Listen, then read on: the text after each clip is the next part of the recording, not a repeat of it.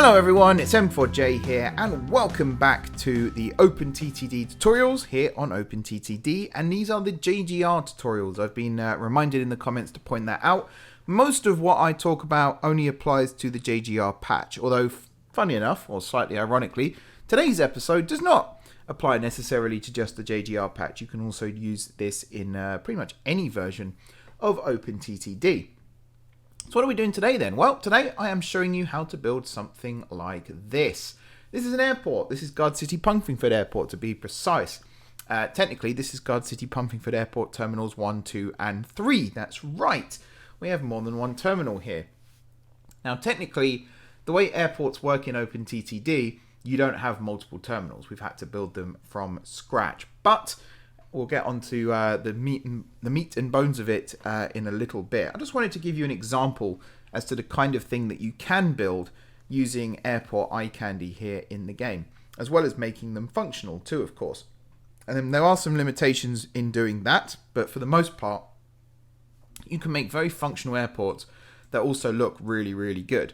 And in the case of here, also connect up to the rest of your transport infrastructure. So I've got a massive railway station over here, Guard City Pumpingford Airport Terminal 1, which is this one here in the middle. We've then got Terminal 3 on the north, Terminal 2 on the south. You don't have to have 3 terminals, you can have as many as you like. And I've also got this one over here that is totally useless and will probably get removed in a future episode of the new M4J network. So you've seen an example as to what airports can look like within the game. Let me take you back into the tutorial world and I'll show you how I go about building airports. So here we are then, back in the tutorial world. We are over here at the beautiful town of Guardston, which is also neighbouring Gonfing Bridge. There we go. Now, Guardston and Gonfing Bridge, they've had a bit of a scuffle in recent years. They don't always get on, they don't always see eye to eye. However, in recent times, they've tried to put their differences aside and cooperate in order to create a better community for everyone. And one of the ways in which they're doing that is by building a massive airport that's probably going to be, at one point in the future, dubbed a white elephant. But we're not going to talk about that side of things. We're going to talk about airports themselves. So, we're going to load up the airports tab here. We're going to do a little bit of terraforming just to give ourselves a little bit of space to work with. I'm going to try and use as much of the natural terrain as possible. However, there will be some areas where I need to make some minor modifications. One other thing to point out as well, like I said at the top of the video, I am using eye candy for this. So if I go into my new GRF settings and show you the full list, the one I am going to be using today is Fake Airport Objects, which is by, I believe it's by, is it Freedomon? I'm probably butchering that pronunciation. I believe it's Freedomon. If I've got that wrong, I do apologize, and I also apologize if I've got it right and I've butchered the pronunciation. But yeah, I'm pretty certain that's who it's by. So, that's the eye candy we're going to use.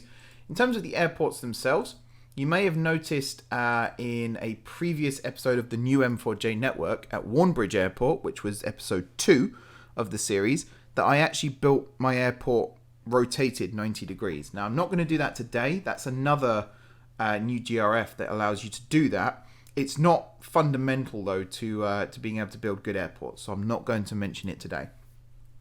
If you want to check that out, though, feel free to leave a comment down below asking for a video on it. If enough people want it, I will happily make a video on it. But for now, we're just going to stick to the basics, really, when it comes to building airports. So, I'm going to build a slightly smaller scale version of the one you saw just now at Guard City Pumpingford. Try and keep things nice and simple-ish. I'm also going to talk about some basic airport principles, including runway numbering, because that's something that I kind of know about. For those of you who don't know, I did engineering at university initially before I switched to a media degree, as all good engineers do. And part of my specialization for engineering was aerospace. And there's a little bit of motorsport there as well, which, considering my day job now, is quite funny. But mostly aerospace. And we did a whole module on airports and airport management and airport operations. So I know a little bit about how airports work. I don't claim to be an expert. I certainly wouldn't argue with a pilot about how airports work. But for the most part, I could tell you how runways work and how taxiways work. So let's build the airport first, and then we'll start talking about markings. So for this one, I'm just going to go with a basic intercontinental airport, and we're going to slap it down about there. That looks pretty good to me. So here's our airport then. I'm going to quickly rename it. It's Garston, isn't it? Garston Gonfing Bridge Airport. Again, it's a big passion project, which is basically a vain white elephant, but whatever.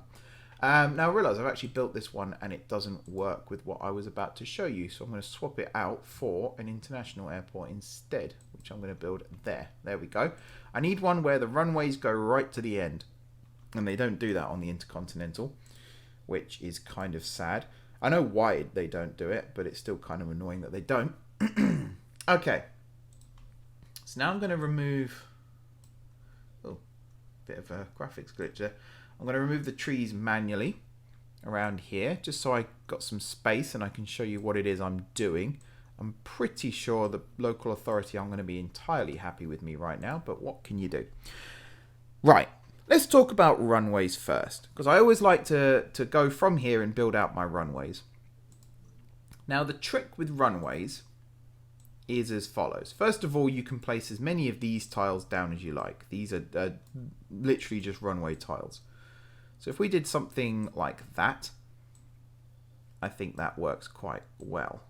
Next up, you want your runway crossing points, which are somewhere. Bear with me. It's oh, there you go.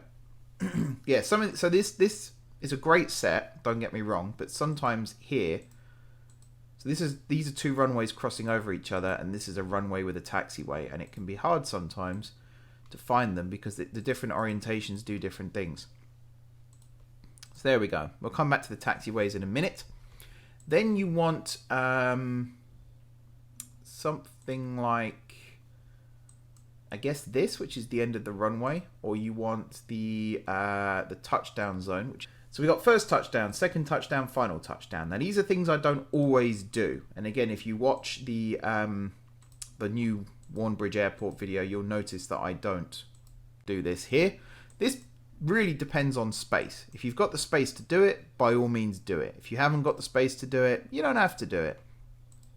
Not everything here is important when you're building airports. If you've got someone who is a real plain nut and you're trying to show off your design to them, then yeah, maybe you should get the fundamentals correct. But for the most part, you should be fine just putting occasional bits of eye candy down. I feel sorry for whoever lives in these houses, by the way, because I am about to ruin their day. So we've got two runways in place here. How do you number your runways? That's the question that I think a lot of people don't actually know the answer to. And it's something that you don't really think about. You hear about runways having numbers, but you don't really think about what the numbers mean. It's actually quite a simple explanation if you know.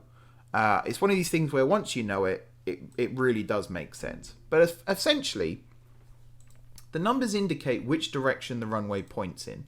So you'll see here you've got 09. You've also got somewhere, there it is, 18. You've got 36 and you've got 27. Now, this helps me with something as well. There's a debate in OpenTTD. It's one that I've wagered in on myself a few times, and that is which way is north? I always use the top left corner up here as being north. Some people use the top right. Some people just say the top of the screen is north. Well, thankfully, the creator of this set here kind of agrees with me and has decided to make north top left. And how do I know that? Well, runways add up to 360 degrees, basically. It's probably not the best way of explaining it, but the number indicates the compass point in which, or the compass bearing in which that runway faces. So, for example, runway 09 here, if I was to place this down here, That means this runway, if you landed it in this direction, heading from left to right, you will be facing due east, which is 90 degrees on the compass bearing.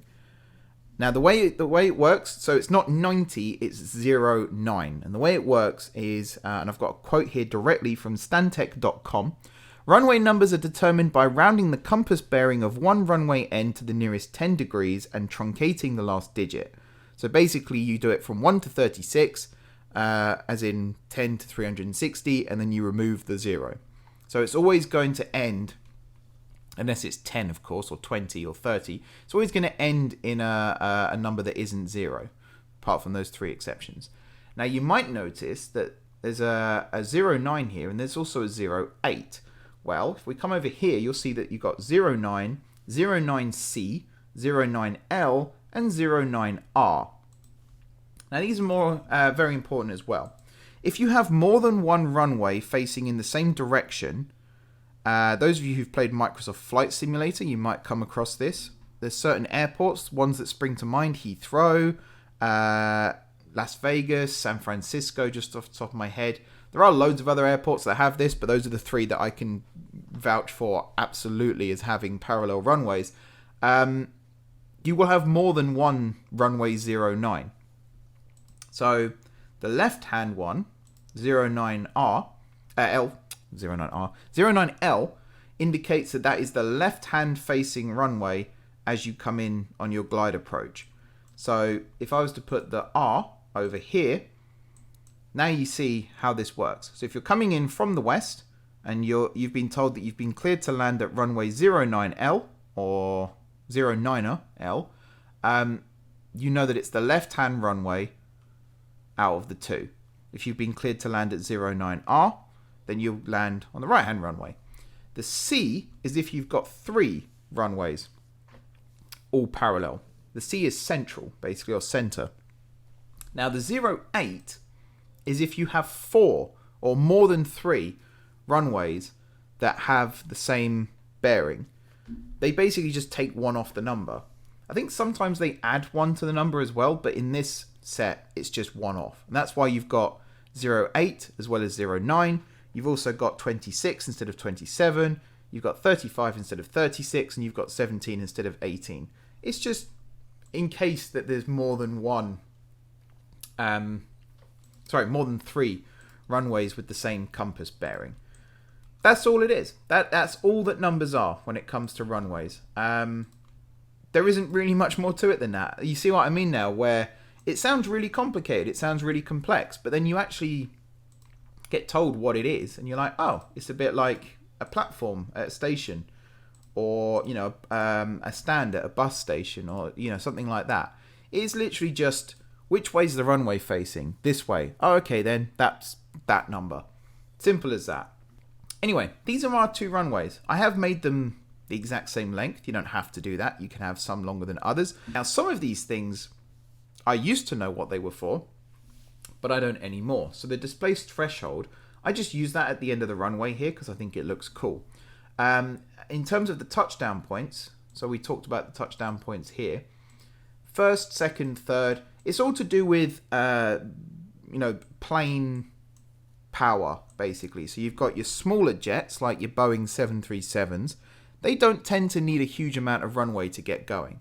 You've also got your prop jobs, which are propeller-driven planes. They don't need the full 2-mile length of runway. They might only need, a mile, sometimes a mile and a half. So these touchdown points indicate where planes can actually touch down and make their braking points still. Now, there will probably be more taxiways than this. And in fact, I've put some in a position where I didn't really want them. Let's try that again. Touchdown points could also be a starting point for revving the engine as well. So, when you line up your shot, as it were, and then you hear the engine spark up. I get excited at that moment. I know people who absolutely hate flying and can't stand it, but for me, that's one of the most exciting bits for me when I'm on board a plane. But yeah, the touchdown points are basically to tell the pilot, if you're in this type of plane, this is really where your wheels should be touching down. It also helps with aborting landings and things like that. It's not really that important for what we're doing here. You've also got your blast pads, which are kind of useful for, again, marking the end of your runways. So you can stick some down here. Now, I don't actually know if I've got the arrows pointing in the right direction here. I'm going to assume I have. They do kind of act as, when you're approaching as well, they do kind of act as, you know, a guide. There's something called PAPI lights. I can't remember what PAPI stands for, but it helps you line up your altitude and also your, I guess, longitude along the runway, whether you're too far left, too far right. And the idea is anywhere but the sweet spot, you would see red lights. But if you're in the sweet spot, you will see white lights.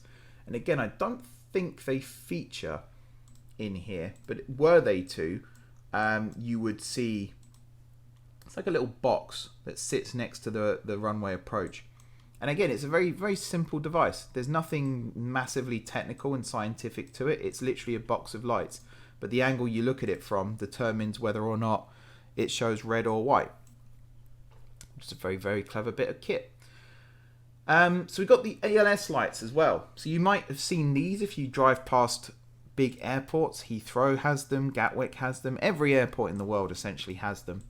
And these are also for lining up your approach. So you've got the PAPI lights, which are for the pilot's benefit. You've also got these lights here. I don't really, again, know what they're useful for these days, because I assume these were in the days before PAPI lights were a thing. But they're still around. And again, it's just to help with, it's probably more to help with the glide approach. And also not every aircraft lines up perfectly with the PAPI lights. It's very much a perspective thing. Like a big jumbo jet might have a different perspective to a small prop job. So this is the runway basically done. There are other little details you can add in, of course, like if you have multiple runways crossing over each other. Say, for example, here we had another runway. This one here is purely eye candy. This would not function. If you had a airport rotated 90 degrees, then you'd be building your runways in this direction instead. But we could build another runway here. We'll build it slightly smaller. Let's say that this runway is only really used for smaller planes. So we don't need a first touchdown. We could probably just go with a final touchdown, a second, which is there, and then actually that's it. That's all we need. Likewise on the seaside here, we could have a final and a second. We're kind of lost amongst the trees again, but there is a runway in there, I promise. Now this is the north-south facing, so we could go with a runway 36 and just 36 because it's the only one heading north-south. And on the opposite side, we will have runway 18. Now the other thing I forgot to mention about runways is the numbers opposite each other are always 18 units apart. So if you've got 18 on this side, the opposite will always be 36. If you've got 9 on this side, the opposite, which I haven't actually put, will always be 27. So a little bit more terraforming. Now it's not as easy, again, if you're looking for realism, it's not as easy as just digging out a single tile here, because you've got to bear in mind that planes tend to need flat ground in which to land. There are some exceptions. No runway is perfectly flat, even the ones at Heathrow and Gatwick. They don't just... People also assume that runways they go up at the end, plateau in the middle, and then drop down again on the other side. But some of them do undulate quite a bit. And when you're on board, you really do feel it. Let's put it that way. I've flown a few times in my life. I've been quite fortunate to have flown to some far off places in the world. And no landing for me has ever been the same. I've had some awful landings. I've had some good landings as well, mind. But flying to places like Singapore and Malaysia and places like that, you kind of get every type of landing. Flying through the mountains on the approach to Kuala Lumpur is quite an exciting time. And trying to land at a soaking wet Singapore airport as well, Changi Airport, is just terrifying. Absolutely terrifying when your plane's skidding on the runway because it's wet. Very, very scary. Okay, so the runways are done. We can now move on to the taxiways. Now this is quite simple. It is basically joining dots.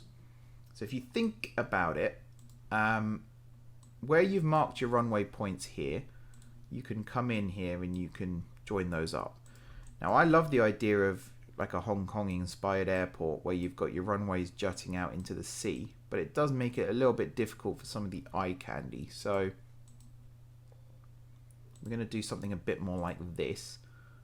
I'm going to pop that there, and then you're going to go here. This one's going to go across like this, and this one's going to go across like this. Now we're also going to have a taxiway here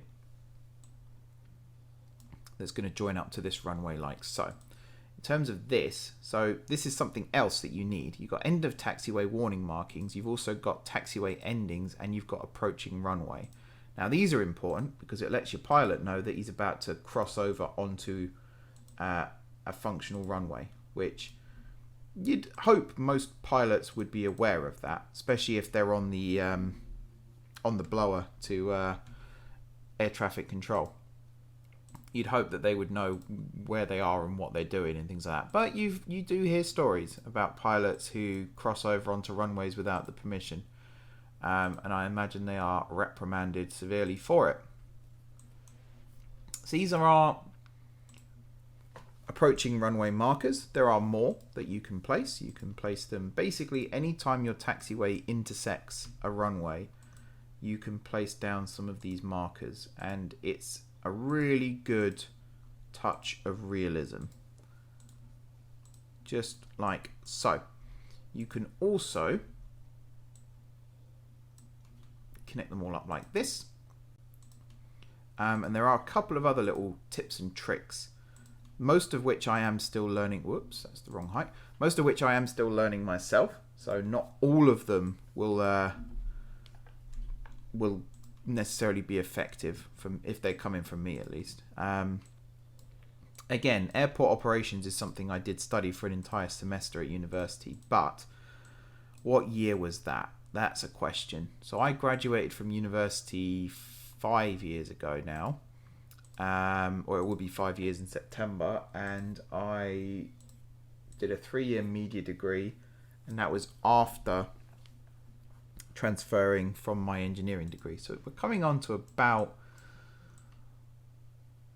blimey, 10 years ago roughly, that I was wow, I've just had a just had a proper moment there, realised how old I am. It coming up to about 10 years ago that I studied all this, so it might not all be fresh in the memory. Now we have got problems like this where when you've got the cross points, there's none where the taxiway doesn't cross the entire runway, which can be slightly annoying because you do end up kind of painted into a corner. But you can use these taxi end markings, and it kind of helps. You've also got end of taxiway warning markings, and then you've got your actual taxiway ending. There's no point having the warnings here because you've got the runway one anyway, and it would kind of contradict itself. You've also got this, which is for linking up with diagonals, which again, if you're doing that, that's useful, but it's not really applicable for what we're doing today. So here I'm going to do a little turn in, and then here we're going to have another section like this, because I don't want my airport to just be one big box. That can be quite tempting to do, but it's also not very realistic. If you look at some airport designs, so I was talking about runway designs just now. Schiphol Airport in Amsterdam, I know this isn't the record, but it's got 7 runways, and when I went to Amsterdam we landed on the one furthest from the terminal, and it took about 10 to 15 minutes to actually get to the terminal from, in fact it might have even been longer than that, to get to the gate from the landing point, which when you think how fast a plane taxis as well, that was a hell of a long time. We actually crossed over a road. If you ever look up Schiphol Airport on Google Maps, the runway furthest away, like it's like 2 miles away from the actual main airport even, that's the one we landed at. Thankfully we didn't take off from that one, but yeah. So this is it. This is our airport. This is our runway, all 3 of them. That's the other thing. So there's 3 runways, but there's 6 runways that would be listed if you were, again, playing Microsoft Flight Simulator and you were choosing your flight plan. If you chose this airport, you would see 6 runways listed. And again, it's 09L, 09R, 27L, 27R, and then 36 and 18. They're all the same airport. It's just the compass bearing of the runway. Something else which is important, and again, this settles the which way is north argument. According to Skybrary.aero, that sounds like library. I just got that joke. North-oriented runways are always designated 36, not 00. So as you can see here, 36 here is facing this way. So this, the north corner, is always top left. That settles that argument. Absolutely settles that argument. Right, gates. Let's talk about gates. So you've got aircraft parking spots, which if I go for ground tiles, you will see that there are some here as well. It's got load, unload, and yellow. It sounds like it's just for vehicles, but if you go to aircraft here, you will see that some of them are actually parked in those yellow boxes, and therefore it's fair game. Now we'll come to the other eye candy in a second. We'll also come to this eye candy in a second, but in terms of ground tiles, this is what I like to do. So if you imagine there, there, there. Actually, if I do it one over, you gotta imagine, planes are big. An Airbus A380 has one of the largest wingspans of any aircraft ever built. And they're actually restricted to how big they can be. So you've got to imagine that if one's parked here and one's parked there, will their wings touch? So I like to leave a tiled gap. I also like to leave a tiled gap between the parking spot and the taxiway, because if you imagine when the plane reverses, when it's pushed back by the tug, it needs room to swing around so that it can pull away. It's little things like that I think people do sometimes forget when they're designing their airports. It's not always crucial. The actual area that I'm building right now isn't a gate terminal. This is going to be one of those ones where you park up and the bus comes and picks you up and takes you to the terminal. So yeah, now we can start looking at aircraft. So you can see all of these. They've all got 4 versions. There's the parked on just asphalt. There's the parked here inside its box. There's on a runway, and there's on a taxiway. Now, again, one of the things I used to fall foul of was just polluting my airport with aircraft. So every one of these would end up with a plane in it, for example, and that's not necessarily realistic. You might have a regional airport, you might have a hub airport, you might have an airport that's just out in the middle of the sticks and only sees like 2 or 3 flights a day. Why would all of the parking spots, I just forgot the name of it completely then. They're not called parking spots, they're called something else. Why would they all be full if you're running a quiet airport? So again, it's just something to kind of think about when you're doing your airport design. Will all of these be full? Not necessarily. So yeah, it's just something to think about. Also, just doing a little tweak here. This up here I'm actually going to use as a demo for building a terminal building, because I figured why not.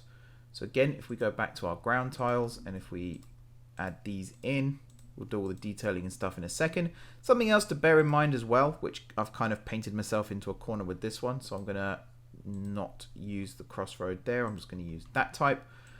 Planes tend to board and exit from the left-hand side. So if you're building jet bridges and things like that, you tend to want them approaching the plane from the plane's left-hand side. It's not always the case. Sometimes it might be the opposite, but pretty much the standard is the left-hand side.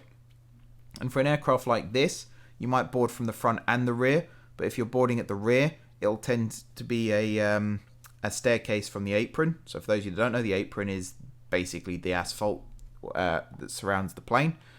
The jet bridge will connect to the front door or the second from front door.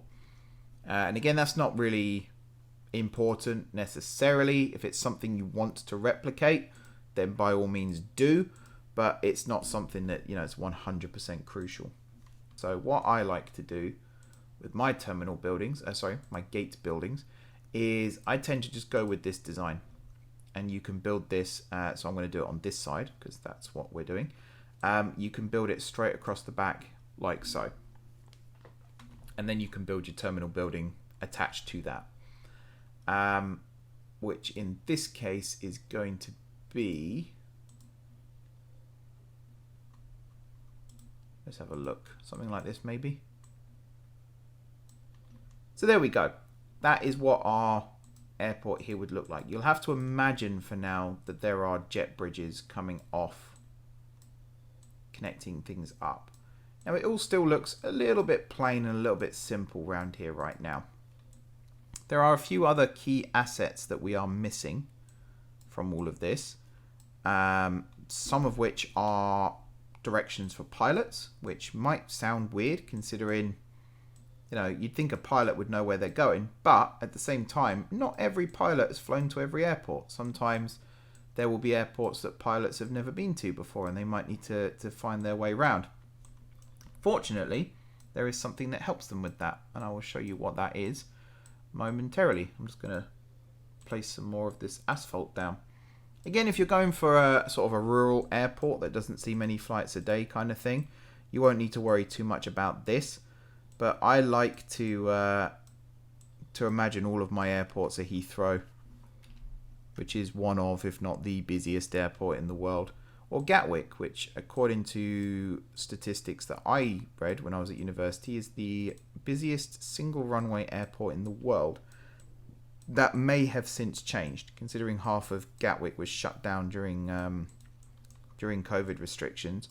There's a very good chance that another airport has overtaken Gatwick for that statistic. But back in the day, that was a neat little bit of trivia. I'm not sure if that's necessarily a good thing or not. It was certainly used a lot by people stating that Gatwick should have a second runway, which is not always something I agree with, but there we go. Right, so other useful things. You've got your taxi and your runway signs. So, first of all, you've got your end of runway signs, which are these ones here. They are the smaller ones. Now, the runway signs, the taxiway signs, I believe, tend to go on the left-hand side. But I'm just going to check that. Whoops. Location. Taxiway location. Sign locations. I believe they are positioned on the left-hand side. It might even just be in terms of the pilot's vision, like where is the best one for them to see. But I tend to go with left-hand side here. Now this isn't the end of the runway. It technically is the end of the runway, but it also isn't. But I'm going to pretend it is just for the sake of argument here. So I tend to go with the one nearest the actual taxiway, and I place it so that it is right up against the entryway to the taxiway. And similarly, you will do one on this side as well. Now I've also not done this very well. I'm just checking time. I feel like I've gone on for ages about runways. Some of it is important, some of it isn't important. I imagine those of you who don't care about this side of things will just skip through this bit anyway, so it's all good. Forgot a ground tile up here, and again, it's not massively important, but it does help. Now these ones, they're not the end of the runway, they are the middle of the runway, so you go for this one, and I think the extra panel just tells the pilot how far down the runway you're actually joining it, because again, if you're in an A380, you can't really be joining a runway halfway down, you need to be at the end. So it might say, again, I'm spitballing here, I have no idea what it actually says, but I believe it is the distance down the runway that you are joining. So it might be, it's either in kilometers, meters, whatever. I don't think it would be in miles. I don't know why it would be in miles. It would probably be in clicks, which is basically a kilometer. It's just a fancy way of saying it. Now you've got other things. You've got buildings around here, for example. So let's say your airport. You've got your I said the word then, I gave it away. You've got your taxiways, you've got your runways, you've got your aprons, you've got your parking spots, which I still can't remember the name of. Where do your planes go at night?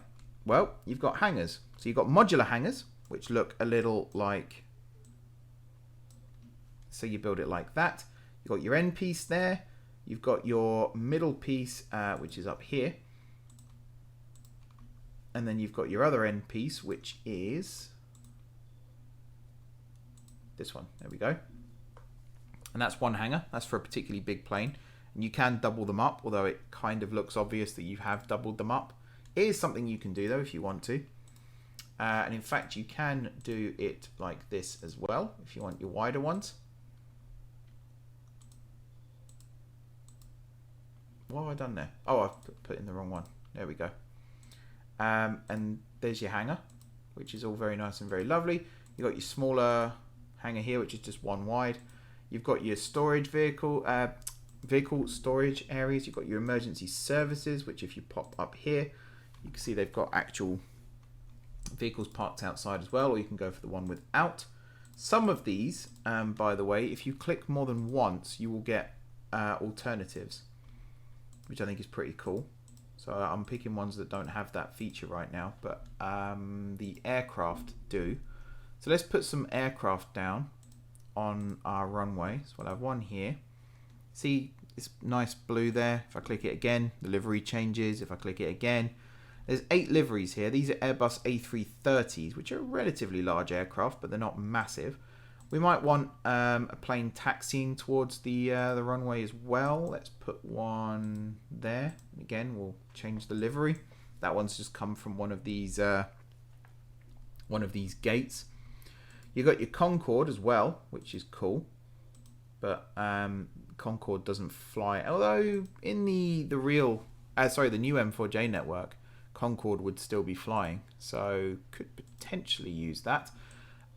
We could also place some aircraft down on this side as well. So let's go with something like this. We'll leave the others blank just for realism's sake. And then finally, you've got things like vehicles. So right now, this airport looks a little bit empty. You can imagine if we park some more emergency vehicles outside. So these ones, you click, there you go, and it's spun around to where I want it to be. You've got your luggage trucks. So let's grab one of those, and we want to put it somewhere near this plane. Be in a position, there you go, where it looks like it can drive off. You've got your food trucks and your fuel trucks and all that kind of thing. One of these, I believe, has, there you go, buses. You can imagine this bus is coming to load up this plane over here, and then there might be a bus over here, which is, where are we? Let's do that. There you go. It's just driving away from this plane here. Although that's not really realistic on this side. Maybe they're coming over towards these planes to load these ones up instead. And then you've got your tugs as well. So these are called follow me tugs. There's a thing, again, if you play X-Plane or Microsoft Flight Simulator, you might have come across these. If you land at an airport, you can request one of these trucks and it will actually show you where to go. As in literally it drives, you follow, which is kind of cool. So we could put one of those there, and then we can stick an aircraft right behind it. And there you go. He's being led to his gate. I suppose gate would have been the right word for these. But yeah. And then finally, you've got, things like, you could put some helicopter landing spots as well. So let's say over here, wanted a little heliport. There you go. And then you can put some more asphalt down just to connect all those up. Now, of course, none of this is functional. The only bit that is functional is this bit in the middle. But by building all this other stuff around it, you kind of draw attention away from the fact that the runways here are ridiculously short and not a lot would actually be able to land and take off. Which, I think is a good thing personally. I should also... Oh, you got your taxiway to terminal markings as well, which I should use here. That's one that I actually forgot about. The ones over here I'm probably not going to use. I might just use the end of taxiway warning, because technically the taxiway will end. It just won't end at a dead end. There we go. And then up here I want to do... Again, technically it's that, but it's going to be more... that. So these are the basics. You've got other buildings as well. You've got your radio transmitters. Another thing that's important, I suppose, is your control tower. You've got to pick where that's going to go. Now, you don't want it near your runways, obviously. One thing with your control towers is they don't necessarily have to be in the centre of your airport. Perth in Western Australia, the control tower for the airport is actually on the opposite side of the terminal building to all the runways and taxiways and things like that. Likewise, Heathrow has 2 control towers now. One was built with the addition of Terminal 5, I think it was. It might have been Terminal 4, and it's basically because the view was blocked. So you kind of want your control tower somewhere where you can see all of your airport from one space. Now that is way too big, and that one is technically way too small. That's probably a good size. You can see most of your runways from here. You can't see the far end, but you can get a fair idea as to where your planes might be. You can also see the majority of your taxiways. It's not bad. It's not bad. You can also do things like your radio transmitters. So for example, up here, you might want a radar system or a radio system. In terms of your animations here, you've got, your radar and windsock, which again, you could put down, probably down here somewhere, and that actually moves. You've also got your hangars here that do move. You've got your warehouses. You've got windsocks as well, which I guess we could put that down here. And there's loads of other little bits and pieces that you can choose to use if you wish. It's entirely up to you how you build your airports. This is just a guideline, like I said. If you want to use some of this stuff, then great. If you want to completely ignore all of this, also great. There's no right or wrong way to use them. It's absolutely fine. But this is how I build my airports, and if you've seen my videos on Reddit, or if you've just caught a glimpse of them on YouTube, whatever it might be, and you've wondered how I do it, this is how. A lot of it is experimentation, a lot of it is trial and error. Not all of it works, as you might have just noticed. Some of it does come out horribly. I've not shown you things either like building bus stations that are attached, or railway stations that are attached, or anything like that. This is purely just the eye candy side of building airports. And I've tried to show you about how the runways work and things like that as well. Like I said, it's not all accurate. It's been a while. Some things I've definitely forgotten, and the more I've talked in this video, the more I've realized that. But it is what it is. And if there is anything that I've missed out that's really, really important, please do feel free to leave a comment down below. I'll find that really, really useful. And hopefully so will everyone else who's watching this and reading the comments as well. One last thing then, before I do wrap up, is you want your security checkpoint. You always want your security checkpoint, because this is an airport. You don't just want any Tom, Dick or Harry being able to access the site. You're going to have very, very important things around the site here. And you also want a perimeter fence if you can help it. There is some more terminology here for you. There's a thing called landside and there's a thing called airside. When I say, whoops, I've just lost my... Oh, I think I know what I've done there. Done goofed is what I've done there. There we go. So, landside, pretty self-explanatory. It's the section of the airport that you access from the land. So, when you first walk into a terminal building, that side of the airport is landside. And effectively, if you're on that side of the airport, chances are you're not flying that day. Or if you are flying, you haven't yet gone through security. Once you've gone through security, you are what's known as airside. So you want to make sure that people only get through to the airside of your airport if they're actually intending to take a flight. Now, obviously, having things like this and a runway approach right next to a road isn't preferential. Avoid that if you can help it. But at the same time, if it happens, it happens. There's not really much you can do about it. I'm actually quite happy that I was able to get that bit in there as well. There we go. And this section here, you probably want your fence a tile away from your runway. So I'm not going to I went French then. Not going to have that there. There we go. And then you'd build your cap on the end, and yeah, just keep going from there. It's again optional. You don't have to do it if you don't want to. If you do it, great. It'll look really cool. and you end up with a really nice looking airport. But that will basically, oops, trying to close this window. That'll basically do it for this video, guys. As I say, there's loads of other things you can do with airports. There's loads of other types of eye candy that you can mix in. I'm just using the fake airport objects here, but I know I've seen people using the bus zones outside the terminal buildings, and also, you know, car parking zones, or they might go with something like, what's what I'm looking for? There's a bus terminal one that I thought I had in this save, but I don't think I do.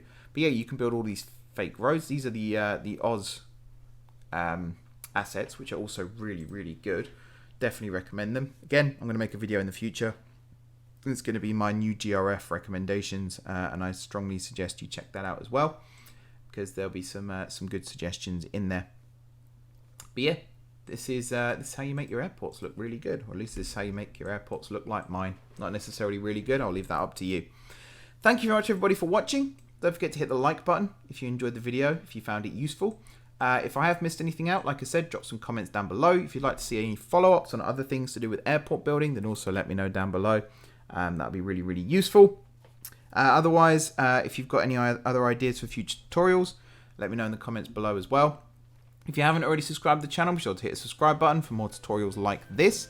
Next week, I believe, is freight yard building. So I'll be showing you an example on the new M4J network, and then showing you how to build something similar to it. So if you'd like to see that, be sure to hit the subscribe button, or if you just want to see episodes from the new M4J network, be sure to hit the subscribe button and click the bell so you are notified when all videos go live. Otherwise, enjoy the rest of your evening, and until next time, I will see you soon.